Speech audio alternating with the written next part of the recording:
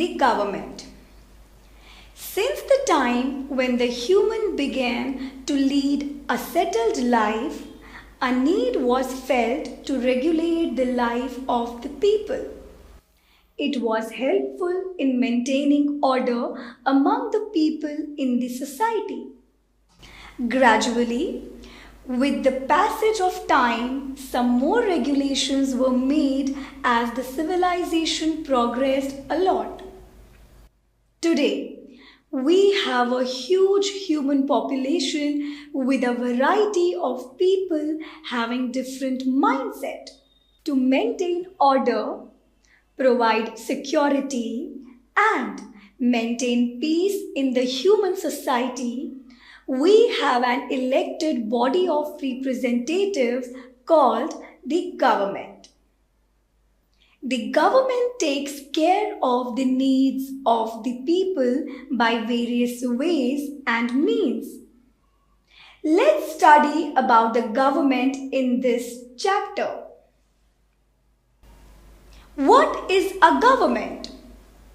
A government is an important element of the state which runs with the combined effort of the legislature, executive, and judiciary.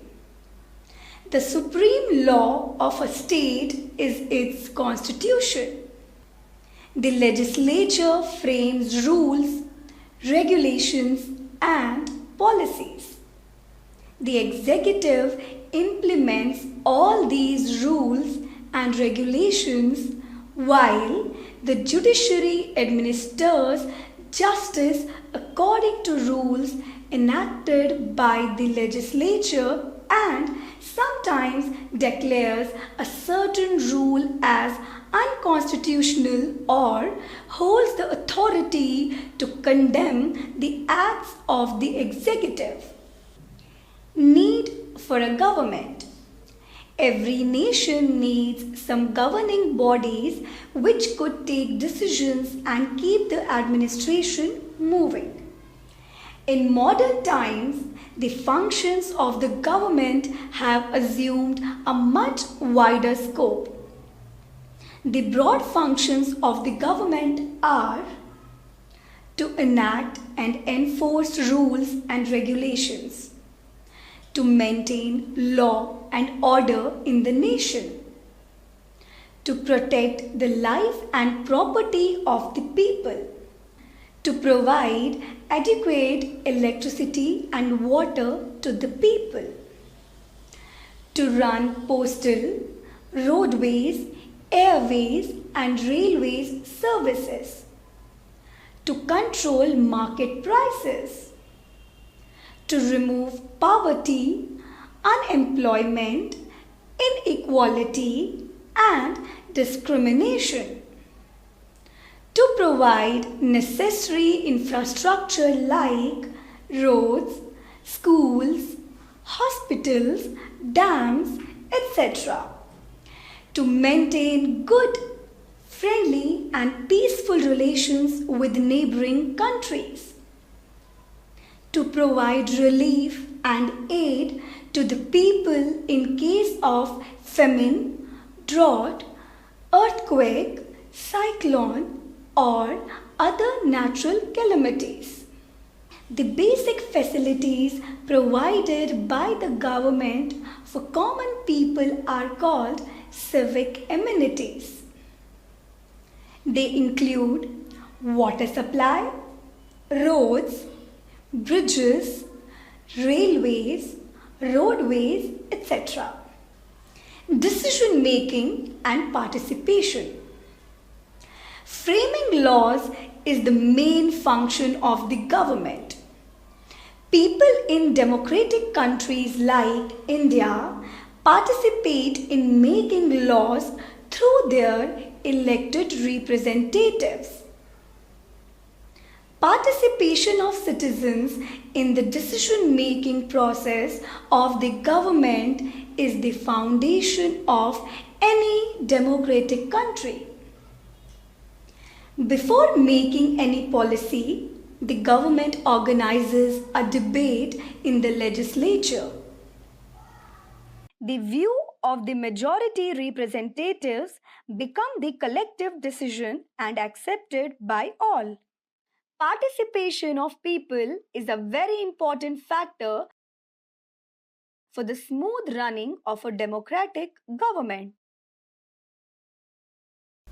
Various levels of government: national level, state level, and local self-government are three different levels or tiers of the government. All the important decisions concerning the whole country are taken by the central government at the national level. Most of the decisions concerning a particular state like Assam, Maharashtra, etc. are taken by concerned state government at the state level. Similarly, most of the decisions concerning a city or town or village are taken by the local government. In this way, the government works in coordination among themselves. All these governments draw their powers and functions from the Constitution. They work in their definite sphere of influence to avoid any clash or confusion. The central government wields most of the powers required to run such a vast country like India. Different forms of government. Monarchy. In the ancient and medieval periods of history, monarchy or kingship was the most common form of government, whereby a king or queen formed the government.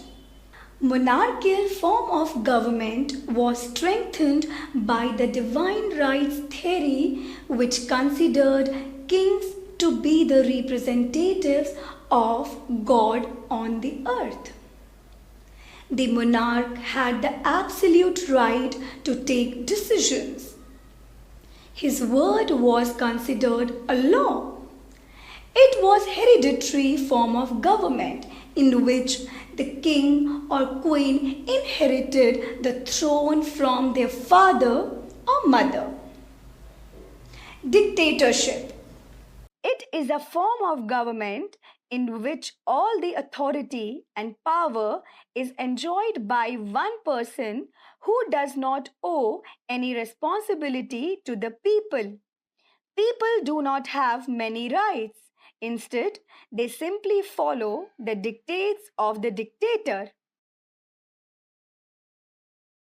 Adolf Hitler, Germany, was one such dictator. Democratic government.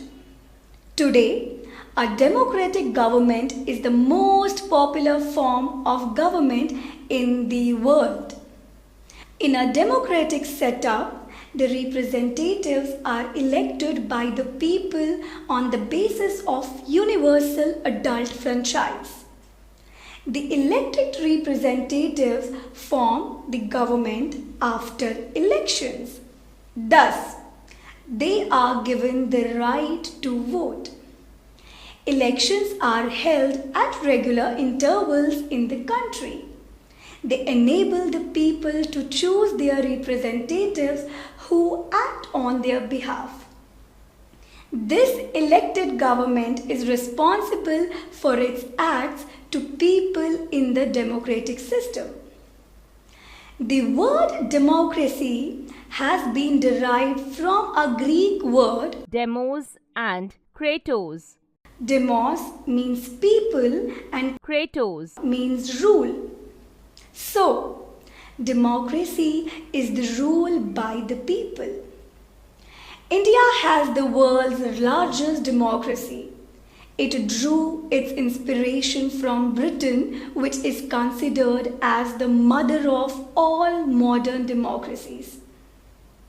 Abraham Lincoln defined democracy as the government of the people, by the people, and for the people. Hence, In a democracy, it is the people who give power to the government to take decisions and enforce laws. If they are unhappy with its functioning, they can take back their support and even remove it from power. India is a democratic country. Democracy was established in India after a long struggle against the British government. There are other countries in the world who have struggled for democracy as their form of governance. Rights in a democracy. People enjoy various types of freedoms and rights in a democratic country. They have the right to express their views, profess the religious faith of their choice, and even criticize the government. The success of a democracy depends on the participation of alert and vigilant citizens. People constantly monitor the activities of the government. Thus, the government is accountable to the people. People do not rule directly in a country with a democratic government. Countries which are large in size often have a representative democracy in which people elect their representatives to the legislature. These representatives in turn form the government and govern the country. In this type of democracy, a government based on majority is allowed to take important decisions on behalf of all the people and work for their welfare. This system of government is known as representative democracy. Universal adult franchise. These days, the government cannot call itself democratic if it does not allow the right to vote or universal adult franchise to all its citizens at the time of election. It, UAF, means that the right to vote is given to all adults without any discrimination. Women were given voting rights much later than men in most countries. Traditionally, division of labor within the families had been such that men were expected to go out of home and earn livelihood for the family, while women were expected to look after the household affairs. It was also believed that since men had greater social interaction, they would be better informed about the affairs of the nation and hence more capable than women. The universal adult franchise leaves no space for discrimination on the basis of their religion, race, caste, and sex. This reinforces one's faith in democracy, which treats everyone on an equal basis. But in the past, only a few people voted at the time of elections. There were a few men who were educated and had property. Women and poor were not allowed to participate in the elections. Later on, in the 19th century, reforms were introduced to give the right to vote to all the adult people. The British women were, however, not allowed to vote. They waged a long struggle to get the right to vote. In comparison to the origin of democracy, the women in England were given this power much later. They had to organize a protest movement against this discriminatory policy. These protesters were known as suffragettes. In Britain, this movement began in 1870s.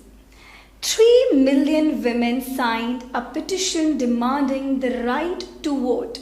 This movement became popular under the leadership of Emmeline Pankhurst. Finally, in 1928, women were given the right to vote in Britain and were treated at par with men. In 1848, the same suffragette movement started in America, while in Britain, this movement began in 1870s.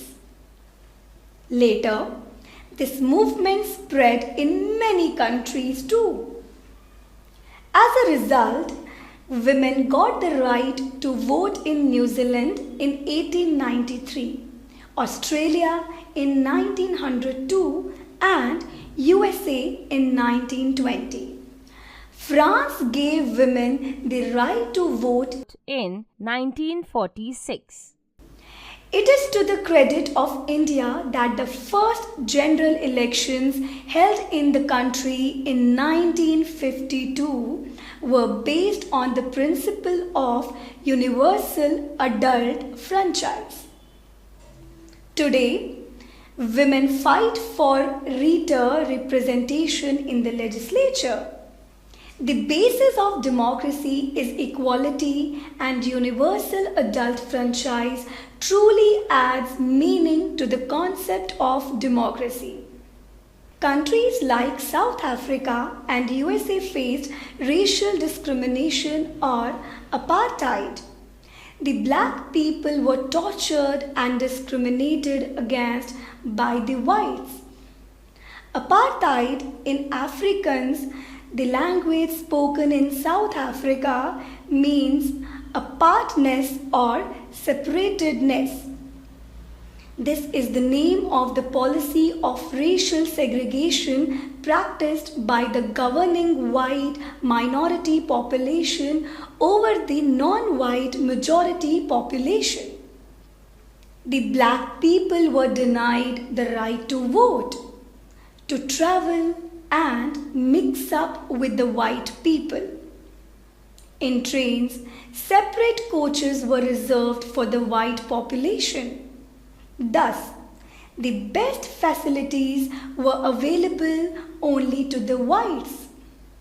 To fight against apartheid, Nelson Mandela, under the supervision of African National Congress, organized an anti-apartheid movement. After a long period, Mandela became the first black president of independent South Africa. The movement against apartheid brought in the true spirit of democracy. The General Assembly and the Security Council declared the apartheid policy as inhuman and against the Charter of the UN, United Nations. Apartheid was termed by the UN as a crime against humanity and the dignity of mankind.